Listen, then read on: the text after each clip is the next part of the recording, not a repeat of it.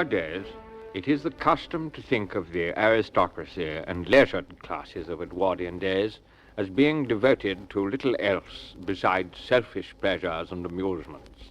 Now, this simply was not the case, and I would like in the next few minutes to attempt to destroy this fallacy.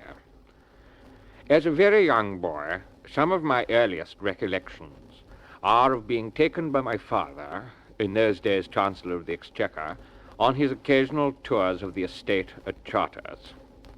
In the course of these expeditions, it was his practice to visit those among his poorer tenants and employees who, by reason of accident, old age, or sheer carelessness, happened to be destitute and nearly starving.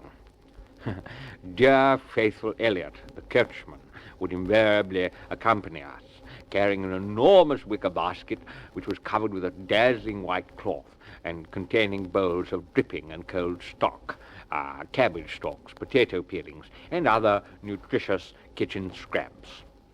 As well as these material comforts, my father also distributed tracts of an improving and uplifting nature, which he wrote himself and had printed at his own expense.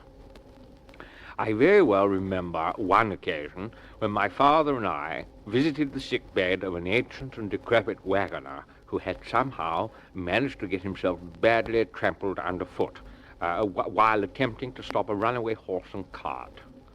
Although the poor old fellow could hardly move, he made a pathetic effort to sit up in bed and tug at his forelock as we entered the wretched bedroom.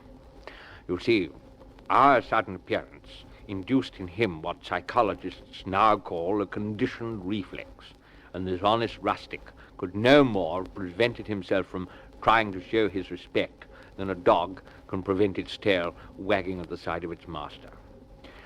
My father, who I think I may have mentioned before, was at this time First Lord of the Admiralty. He began to tell the invalid that such formalities could be dispensed with under the circumstances, but too late.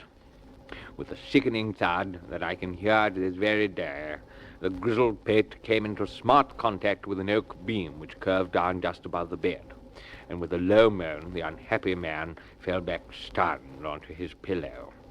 He never regained consciousness. Distressed as we were at this incident, my father and I offered a word of cheer to the wagoner's wife, and we pressed upon her a basket full of rotten apples and a bundle of tracts before proceeding on our philanthropic way. A most merciful release, observed my father after the wagoner's funeral. Why, he might have lingered on in a bedridden condition for many years, a misery to himself and a burden to others. Providence works in many strange ways. As a footnote, I would like to add that there is no doubt in my mind at all that my father, who was then, I fancy, President of the Board of Trade, would actually have attended the funeral of his late employee had it not been for a sudden attack of gout that kept him indoors on the day.